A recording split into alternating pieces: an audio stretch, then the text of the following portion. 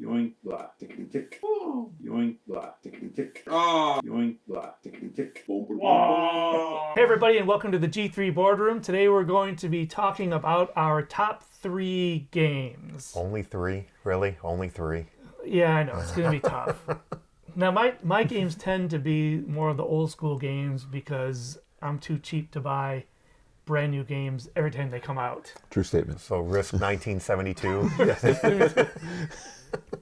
You know, I did this video about organizing like a The card drawer, yes. the card drawer, and then like some of these card games, it was like Uno 99 or something in there. These 70s packaging, and then someone commented, they're like, dude, you need to update your games. And I'm like, yes, I know. You know, the purpose was not to highlight my 30-year-old games with ripped, taped up packaging. Your old maid you had when you were in kindergarten? Yeah. It's just I'm organizing all this old stuff. I thought it was a neat video, but yeah, your choice in card games is laughable. Yeah, some of those were pretty bad. There was like 3 different kinds of Unos, a bunch of like Uno Dare, and Did you hit up like a garage sale at a seniors facility? I didn't even know that half of them were in there. That game Skip Bow. I totally forgot about that. Oh, there you go. Rally 10. So 3? Yeah, oh yeah. 3, yeah. sir. So 3. Okay. I got to narrow it down to 3. All right. Oh yeah, it's going to be really, really hard. It's incredibly difficult, but go ahead. It might be easier to think of like our bottom 3 games, but How many versions of Monopoly are there? 7,000. If it's more than one, there's one too many. yes. Mono should only be one and done. I think that my first, one of my top 3, in no particular order, I think for me is going to be Carcassonne. Great game. I'm just going to go out and say it. You're always ragging on me about Carcassonne. No. But I think that it's, I like it because it's easy, and I like it because it's, different every time you play it. And the easy thing makes it, I think, a lot more social.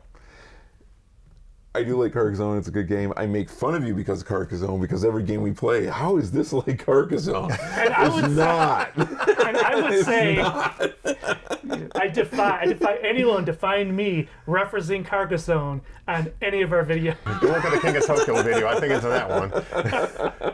Castle Panic, I'm pretty sure you mentioned that one. For sure. No, honestly, I agree with you. I think Carcassonne is a fantastic game. I was late to the party when it came to Carcassonne. I think it came out in 2001. Mm-hmm.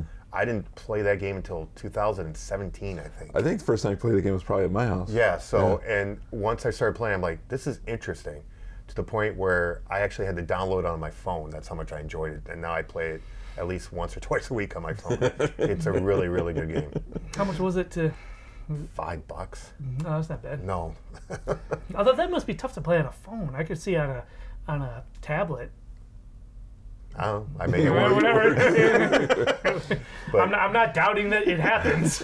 I'm with you though. I like it has a lot of variety. There's a whole bunch of different ways to win. That's what I like about it. Yeah. There's not one way you're going to win this game. There's a bunch of different strategies. So there's one way to win the game though. More points than the other. Thanks, Bobby Knight. Strategy. Good start. And want me to go through all 3 of mine? Absolutely. First, I think that my one of my other top 3 is this guy right here, The Mind.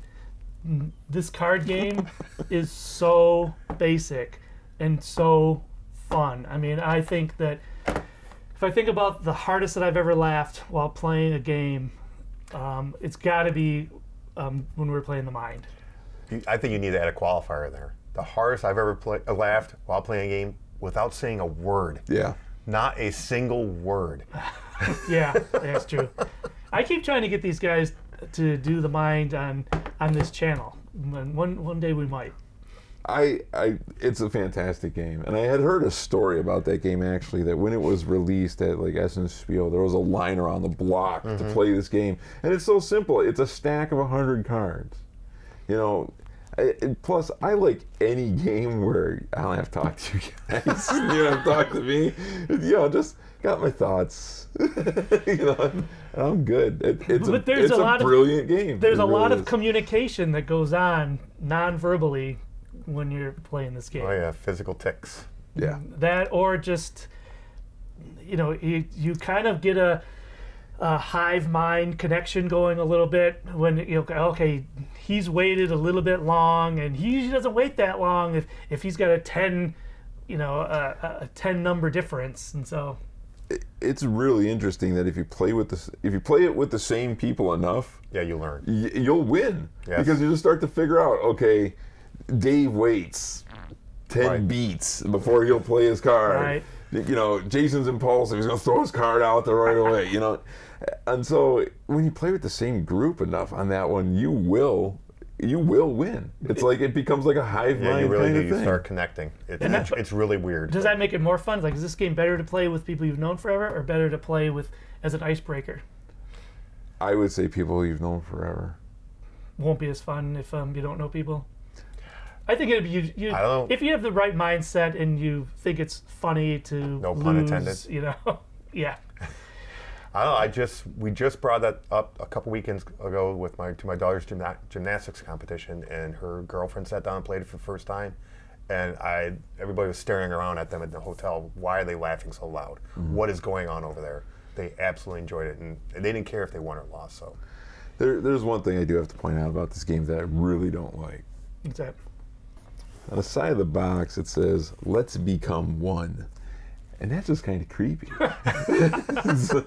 It just kind of yeah. steams me out, It's like, oh. okay, Mr. Literal. Yeah. Let's become one what? I don't know. And I don't want to find out. All right, Jay, what's your last one? All right, my last one, and it's not Tiddlywinks. I know everyone's thinking, wow, he likes the simple, easy. Parcheesi. one. High card. No, I think Descent. Wow. I think one of my top 3 games is Descent because, I'm an old Dungeons and Dragons guy. I love the dungeon crawl games. Build your character, roll the dice. Take out the bad guy. What I like about Descent is it has all of that, just like Gloomhaven does, but it also has an app. And I think that the app just makes it so much easier to follow the story and have it take a lot of the housekeeping is all taken care of. And in games like that, there can be a lot of housekeeping.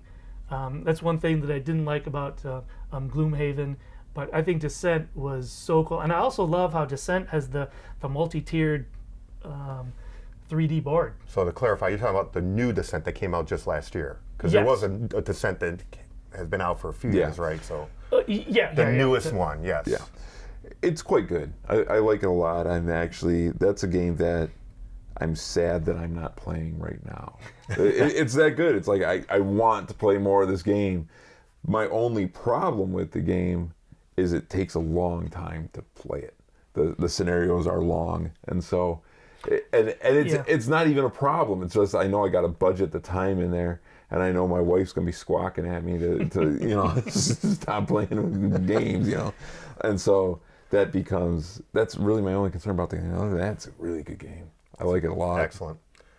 Yeah, we did a whole review on that game, didn't we? And so we did review and a playthrough. Yeah, on it is a fantastic game. Whoever truly designed the game, big time props to. They did Fantasy Flights. excellent job. So Fantasy Flight knocking it out of the park again. As the 4 people that watched our playthroughs on that, they'll know that it was long. It was 2-parter, and we did the intro scenario, and it took us hours. I know you mentioned it was long, but I never felt like, man, when is this going to end? I always felt like, what's next? I couldn't wait for what was next. Right. Yeah. So that's fair. Great game. Those are three great choices, Jay.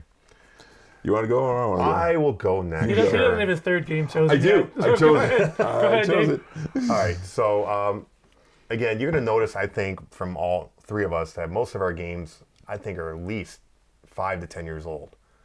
But I think that's okay. I know there's a lot of new games that are coming out that are great, but I like my old stuff. And I don't know how old it is old, but That's why we keep Jason around.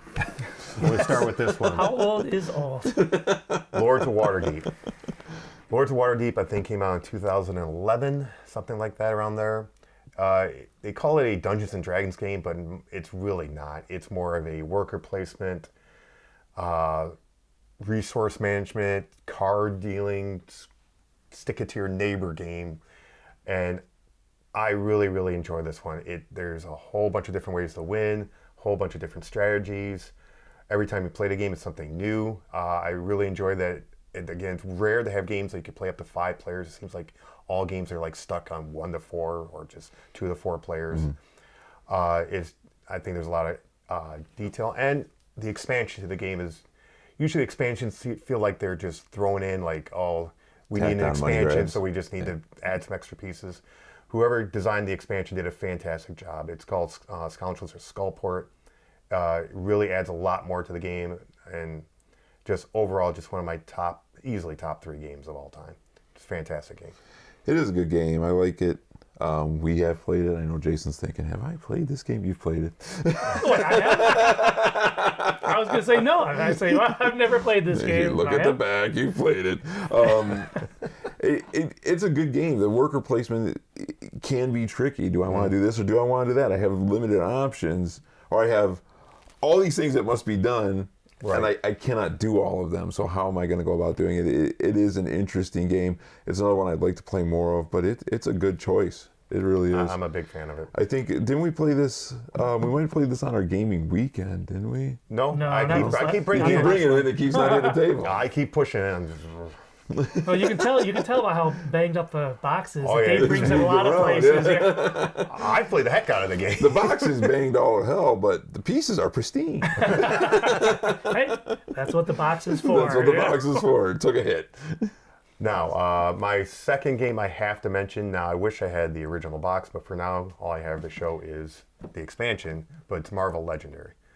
Marvel Legendary, I think, came out in 2009, if I'm not mistaken. This is the X-Men expansion to the game. Again, a deck builder that, to this day, I think, is easily one of the deck builders ever created. I mean, obviously, if you're a big fan of Marvel, you're going to really, really enjoy the game, just seeing all the different characters. And but I think the gameplay, the strategy behind it, how they added the different expansions, how they added different rules, it really mixed things up. I just think it's just one of my easily top 3 games of all time. Now that's the game that I smoked you guys the first time I played it, isn't it? Wasn't it? It's cooperative. Oh. So What am I must be thinking about something else. I don't know what you're thinking. Never mind.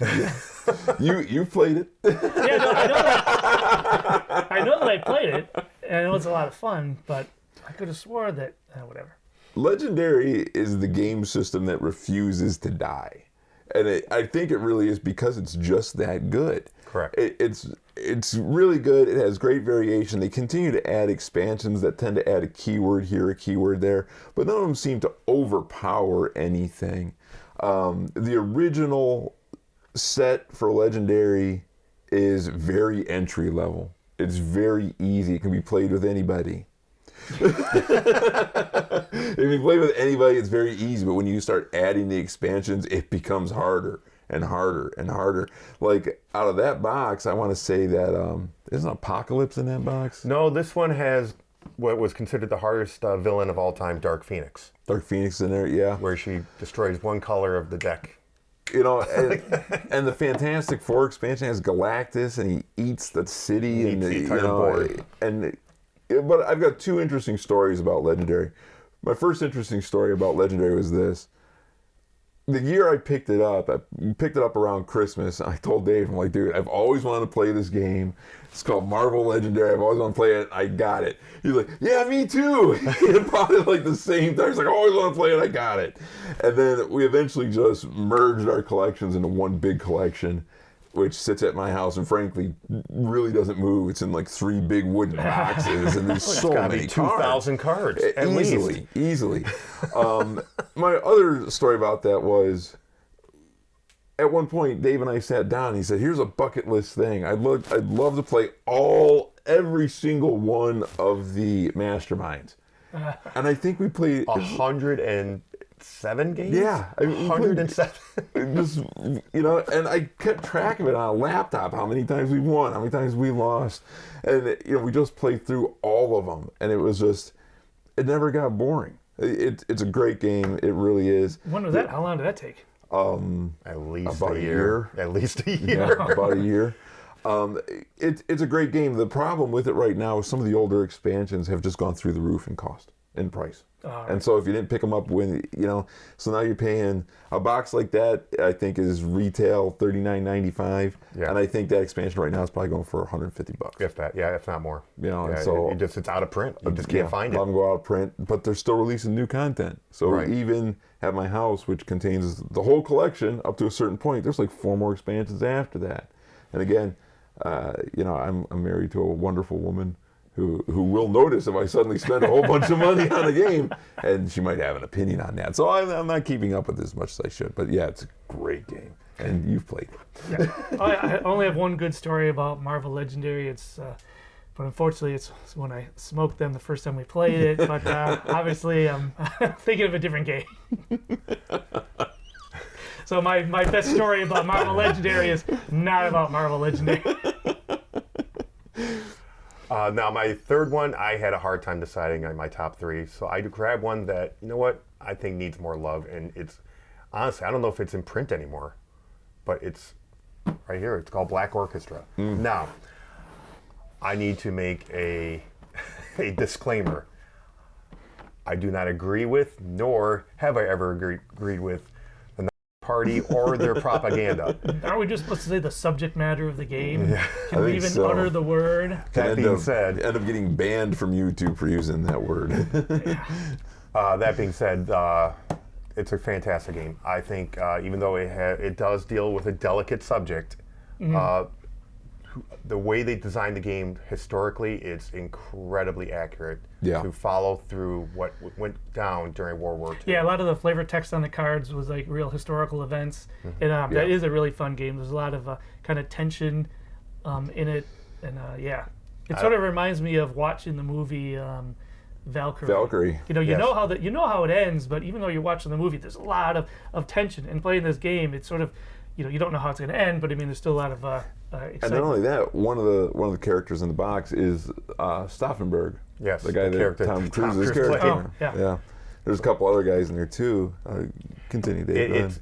I know can be a delicate subject, and I completely respect that. But in terms of gameplay, if you're a big fan of history, I know it. Again, seems like a fringe game. I'm a big fan of it. I think they did a fantastic job. I agree. It's a good game. I'm a history guy, which you guys know, so I appreciate the extra details they put into there. I do have a problem with this game, though. Go ahead. My problem with that game is it does seem to have a sweet spot for players. It's like 3 is good, more than 3, you're going to lose. It's like 3, you seem to have a chance, but any more than that, you lost, and you don't even have a fighting chance. I mean, last time we played this, we're all in jail.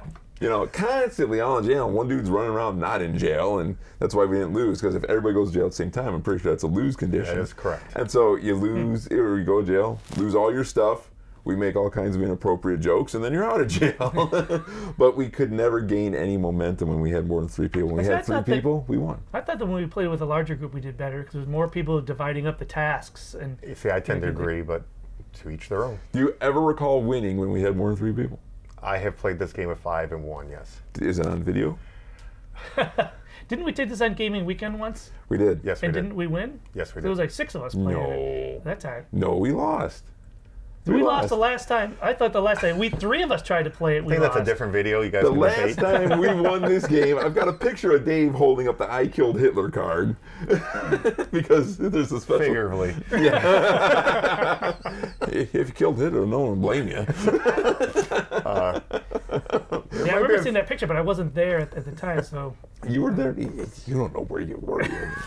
Not the one you took the picture. It is a good game, but I do think it has a sweet spot for players. But it's definitely worth picking up. It's a good game. I'm going to give a quick shout out to King of Tokyo as an honorable mention. Alhambra, another great game. And Harry Potter, the deck building game. There, go ahead, Jason, you're up. Okay. Thanks, Dave. Okay. They're like playing the music at the Oscars, and he's still, oh, shout out to this person, this person. Hook 'em. Okay, so going through this, you guys are taking a couple of mine, and that's okay because I got 3 of my own. Ticket the ride? Yeah, not Ticket the Ride. No. Bad Dave. Sorry, go ahead. Okay, one of my favorite games that we played, and we haven't played nearly enough of it, is right over here. It's Outer Rim. Fantastic game. Everybody knows I'm a big-time Star Wars hunk. Everybody knows that. And this game, to me, you feel immersed in the Star Wars universe. You feel like one of these guys. You're the guy, you're the smuggler, you're taking the contracts, you're doing this, you're doing that. You're trying to fly under the radar, and you've got a specific goal. At the same time, the way they have, I've got a ship, and I can upgrade my ship. Now I can make even that ship better. It's really well done. I like it a lot. It's a game that has a lot of working pieces, so it will drive a lot of people off. I mean, you've got like 9 decks of stuff to do and a bunch of different steps. And inevitably, I always forget one of the steps, and everybody has a good laugh at me about it. But it's a great game. I like it a lot. I'm very much looking forward to the expansion. It's a Fantasy Flight game, which everybody knows I'm a Fantasy Flight guy. But it's a great game. I like it. We got a bigger table, so we could maybe play this game. There's not enough room. It's not what, It's a fantastic game. I tend to agree. It lots of variety in it, lots of options, lots of different directions you can go in the game. Again, I love the idea that you could try winning by blowing everybody up, while I'm going around just trying to complete missions, and both are sound strategy. So great game, good choice. Thoughts? No, I've only played it a couple times, but I agree with what Dave was saying. He kind of took the words. Yeah, I like it when there's different ways to play. I like it when you're not beholden to a dice roll. I like it when you have to have your strategy all set before you take off your coat, to get to the house to play. Like you can vary it a little bit, and there's different ways. And it goes deep enough that even the specific characters, if you're doing what you would think that specific character would be doing in the movie or the streaming stuff, then you're doing that much better. Like Boba Fett is about. He's all about bounty hunting. About bounty hunting. Yep. About grabbing people and transporting them over there, and live or dead. Right. It's really well done. I like it a lot. And like I said, I'm looking forward to the expansion that's going to be out here eventually. True elements of some elements of RPG there for sure. You could really feel like you're taking on that role. Yeah. Although you mentioned the streaming stuff, Boba Fett and the streaming is just all about taking baths and sitting around. That's a different topic. Let's not go down that path. Yeah, we're not going to talk about that show. The older streaming Star Wars content. Depending on when this video So what do you think airs. the Obi-Wan series? Anyway. Obi-Wan looks good. Okay. What's your number 2? I'm going to go with a game that we often talk about but have never done any videos for. I'm going with Gloomhaven. Oh, Gloomhaven is fantastic. Now, it has its issues, but it really, to me, is Dungeons and Dragons in a box. It has its problems, but I love that you have all the different characters who all do something radically different. I have different card combinations that I can play one off the other or play with something completely different, come up with different solutions for things. It has its issues. One of the issues I don't like is there is an artificial timer on the game. And they put you in a lot of positions where I got to make it all the way across the map in 10 turns. And I have 9 turns to do it. They put you in a lot of situations like that, which I don't like. But I have a lot of really good memories of Gloomhaven that, other players of the game might not have. And the reason why is we were in the middle of our Gloomhaven playthrough when COVID hit. Correct. And, none of us would have made it through COVID and not played board games. That wasn't going to happen.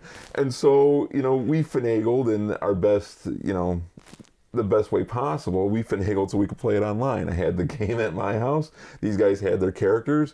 I had it on video, and we had a great time playing it, or at least I did. Yeah, what we would do is we would have, he'd be sitting at home, and he'd have his laptop. We're doing it on Zoom or Google Meet or something, and then he'd have his phone rigged up, on the, showing the board. And so, Dave and I, we had our characters at our house and our specific decks and everything, and then we would just play via a meeting. Yeah. And yeah, it was. I'm sure it was a lot of fun. A lot of people did that during that time. I'm sure they did. I'm sure they did, but so I have very specific memories of that game that I really enjoyed it. Another problem with it I had though was the story to me was just disjointed. I just we had no I idea. had no clue what was going on anymore. I remember there was some character named we called him Jerkface. We called him something.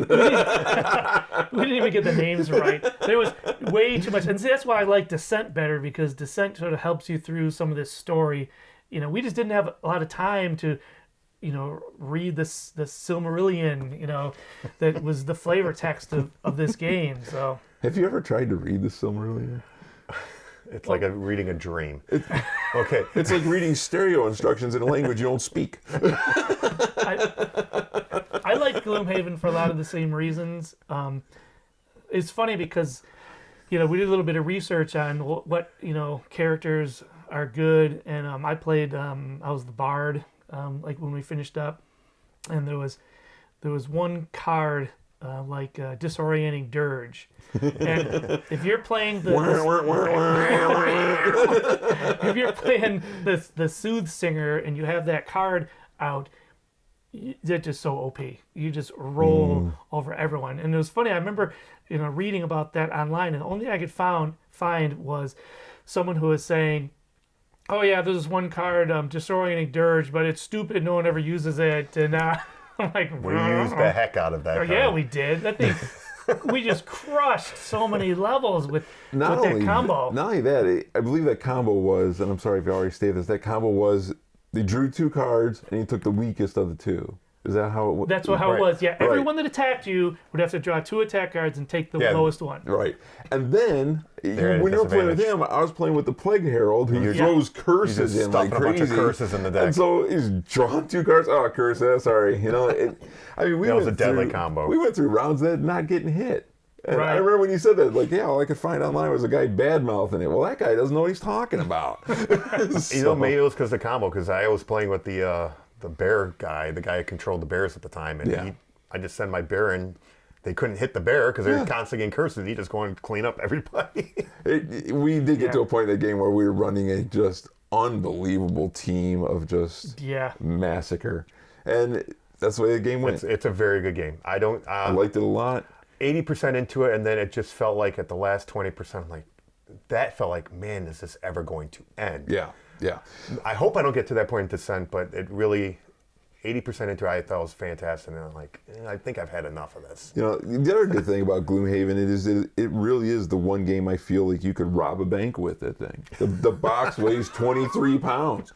You tie like a belt around it, like some kind of flail, and you go. That box is unbelievable, and we're planning on doing a pet peeves video, but that game is also going to appear on the pet peeves video. You'll see.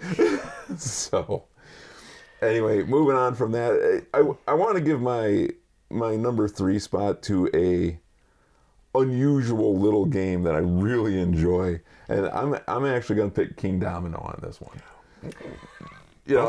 I like that game. It's so much fun. It's a little game, and I love watching my little kingdom come together, and I love looking over and seeing Jason struggle, and I look, Dave's gonna miss that spot, and it's just a lot of fun. It's unique. The pieces are nicely crafted. It's a small little game. It's entry level. Anyone can do it, and I think it's brilliant. I'm happy with my win percentage in that game. 0? I have won in that game plenty of times. On video? I'm sure you're telling the truth. I tend to agree. A fun game. It's a great game. I think, honestly, because it's so much fun, the thing that has it going for it the most is the fact that it takes 15, 20 minutes tops. Right. And you want to play it again immediately. Yeah. That it's so much fun that you can get through 3-4 games in an hour if you're really efficient. It's fantastic. Yeah, and that makes it a much more social game, Mm-hmm. Yeah, and, I can get my kids to play it. You can teach that game to anybody. It's great. I do have one problem with it, I mean anybody. Yeah. I'm sure you're thinking of somebody. No, even that person. That person. Even that Even guy. that person. Even yes. that guy. We know lots of Pet that peeves. guy. And everyone that's loves pet that peeve, game. sorry. That goes in pet peeves. There is one problem with the game, though, and it's quite serious, which is Oh, boy. it's about 90 pieces, Yeah. and it's a lot. Okay. You lose any one of those pieces, just throw your game out. Buy a new one. Because the game's broken at that point. You can't, it's one of those things, if you lose a piece, you're done. You cannot play it without every single one of those. It's a minor complaint. It's a minor complaint. But I love that game. I love it because my family loves it. My wife loves it. Everybody can sit down and play it once, play it twice. And, you know, it's a nice little bite-sized chunk. Some of these games we're talking about are hours-long slogs. They're heavy. Slogs. This is Outer Rim, which I love, hours long. This is a couple-hour game at least. You know, but you know, games like King of Tokyo, it's not a long game. No. And so I tried to go with a very short game, and then you know some stuff where they really put in the effort. I always say this. I always feel like I could make a game like Gloomhaven or like Outer Rim, these massive epics that are just 4 or 5 rule books long.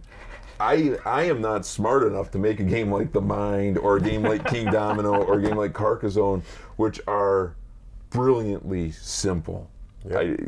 That takes true genius to make games like that. Yeah. These games, they're great, but games like that, it's true genius. Excellent. Right. So those are our top 3 each And games. a little bit extra. And a little bit extra. Oh, wait, no, go ahead. There's more.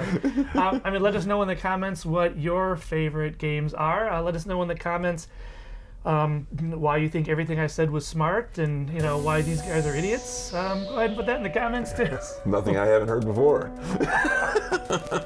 I may have commented that. So we want to thank our viewers, thank our subs, and we'll see you in the next video. Right.